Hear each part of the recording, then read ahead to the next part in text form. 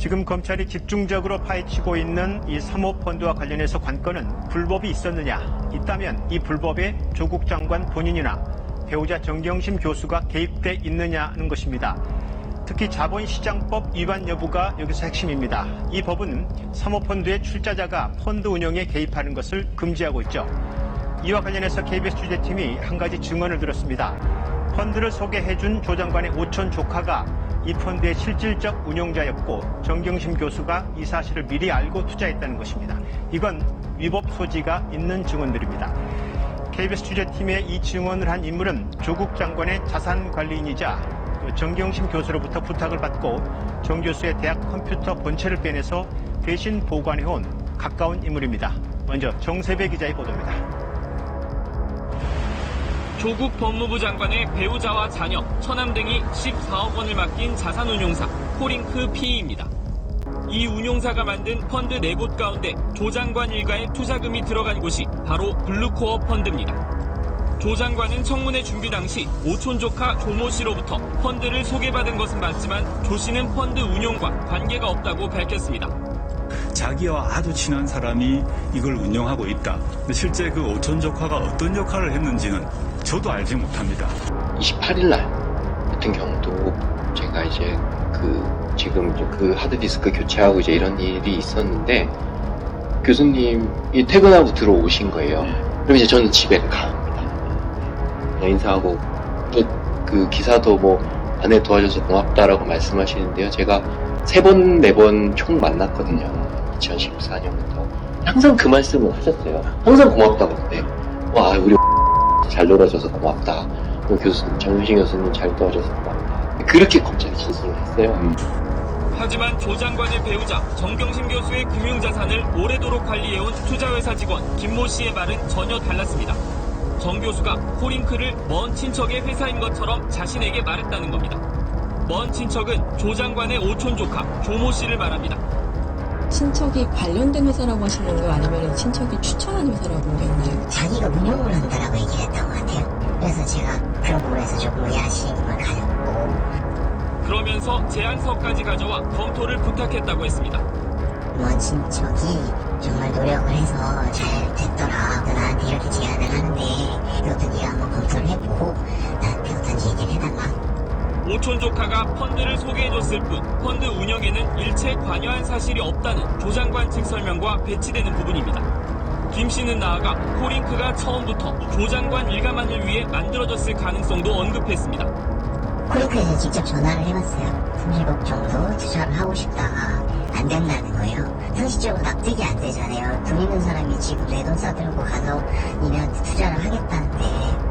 만일 오촌 조카가 펀드 운용에 직접 개입했고 정 교수가 이를 알고도 돈을 맡겼다면 투자자의 펀드 운용 개입을 금지한 자본시장법 위반이 될 수 있습니다. KBS 뉴스 정세배입니다. 교수님이 저한테 블루펀드라고 가져오신 건 아니고 코링크에서 운영하고 있는 펀드라고 해서 제안서를 저한테 보내오셨거든요. 예, 앞선 리포트에서 보신 것처럼 이 사모펀드 운용사 코링크 PE는 조 후보자 가족펀드 말고도 또 다른 펀드들이 있습니다. 이 가운데 하나가 이른바 배터리 펀드인데요. 이 펀드는 WFM이라는 업체에 투자를 했습니다. KBS 취재팀을 만난 자산관리인 김 씨는 정 교수가 먼저 WFM이라는 업체를 들고 와서 투자해도 좋은지 알아봐 달라고 했다고 말했습니다. 정 교수가 자산을 맡긴 코링크 PE의 전체적 운용 상황을 알았을 가능성이 큰 대목입니다. 이와 관련해서 조국 장관은 투자처를 모른다고 말한 바 있고 또 정경심 교수는 WFM은 자신이 출자한 펀드에서 투자한 회사가 아니다라고 말한 바 있습니다. 조국 장관은 가족이 투자한 사모펀드에 대해 오촌 조카가 소개해서 투자에 나섰다고 여러 차례 밝혀왔습니다.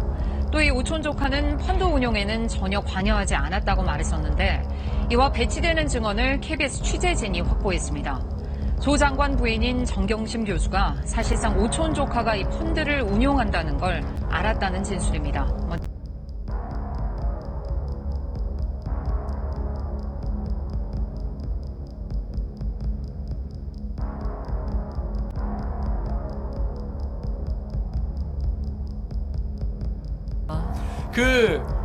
최 기자가 나왔던 지난 화에 원래는 이화진 기자가 2부 게스트로. 2부 게스트로 예약이 돼 있었어요. 맞아요. 왜냐? 그날 나경원 의원 관련 후속 보도가 더블로 나올 예정이었거든. 네. 그런데 그게 또 잘 안 된 것이었죠. 어떻게 된 건지 좀 궁금해하시는 분들이 굉장히 많습니다. 이화진 기자 그거를 허심탄회하게 말해주시면 저희가 알아서 잘 편집을 해드리겠습니다. 거짓말이라고 저는 생각하고요. 다 말하면 분명히 다 편집 안 되고 저희 부장이 너 잘 들었다 이렇게 때문에. 아 근데 그날 어떻게 된 거예요? 어떻게 된 거예요? 그러니까 저희 팀 차원에서 발제한 기사는 그 아들이 이름을 일저자로 올린 그 연구의 맥락이 무임승차라는 부분에서 추가적인 정황이 더 확인이 되었으므로 이전에 했던 그 이전 보도에 살을 더 많이 붙여서 사실은 이런 무임승차 의혹과 정황이 더 많았다는 것을 보여주려고 했던 거였어요. 네. 그래서 그 전후로 저희가 뭐 교수의 어떤 연구였다든지 뭐 특허 부분이라든지 이런 것들을 저희가 찾아서 발제를 했는데 부장께서 보시기에는 좀 더 결정적인 부분이 필요하셨던 거예요. 그래서 저희 팀장이나 저희 팀 차원에서 발제했던 기획 의도와는 다르게 부장께서는 이거는 전에 보도됐던 거를 그냥 강화시켜주는 것이지 더 핵심적인 것을 추가로 해서 다른 주제로 해서 아예 다른 트리거를 만드는 것이 좋은 거지 이전에 강화해주는 거는 9시 뉴스에 나갈 수 있을 만큼은 아니다라고 뉴스 판단을 가치가 떨어진다. 해시태그가 거예요. 없으면. 그래서 그날 저희 팀과 부장과였던 전쟁 같은 하루였긴 한데 또 이하진 기자가 가만히 앉아 있는데 얼굴이 새빨개졌어. 진짜로.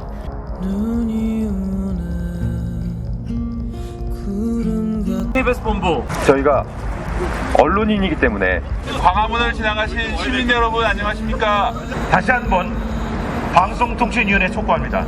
다시 보기나 해주는 방송에 왜 시청료를 내야 하나? 저희의 양심이나 책임감만으로는 부족할 수 있습니다. 저희는 꼭 여러분의 관심이 필요하고 여러분이 계시지 않으면 우리도 있을 필요가 없습니다. 이날 오후부터 성재호 위원장의 단식 투쟁이 시작됐다. 그는 우리 누구보다 아프지 말아야 하는데 우리 누구보다 더 아프고자 한다. 누가 그의 얼굴을 마주하겠는가? 누가 그의 통안을 울어주겠는가? 부디 이 사람의 투쟁을 기억하시라. 부디 이 사람의 아픔을 잊지 마시라. 부디 이 사람의 소망을 들어주시라. 그러면 여러분, 날씨가 정말 추워졌습니다. 이게 약간 다시 처음인데 좀 체질이 맞나봐요. 몸기에 좀 살 좀 많이 빼도록 하겠습니다. 걱정 마십시오. 제1저자로 제출된 논문은 2015년 3월에 뉴 햄프셔주 과학경진대회에 출품해서 전체 2등, 엔지니어링 부문 1등을 수상했고요. 제4저자로 제출된 논문은 2013년도 국립중앙의료원 연구비 지원으로 실험을 수행하고 2014년 8월 발표된 윤모 씨의 서울대 박사학위 논문과 IRB 넘버, 회기식, 그래프 등 실험 데이터와 완전히 동일합니다. 그리고 이후 2017년 SCI급 저널에 대한의학회가 발행하는 것에 게재가 됩니다. 유력 정치인은 윤영진 교수에게 부탁해 2014년 7월부터 8월까지 약 4주간 실험실만 빌려서 연구를 진행했다고 해명을 합니다. 그리고 해당 연구는 논문이 아닌 포스터라고 주장을 해요. 제가 제출받은 서울대 자료에 의하면 해당 논문 등록 비용은 타 연구과제를 통해서 지출된 것으로 지금 확인이 되었습니다.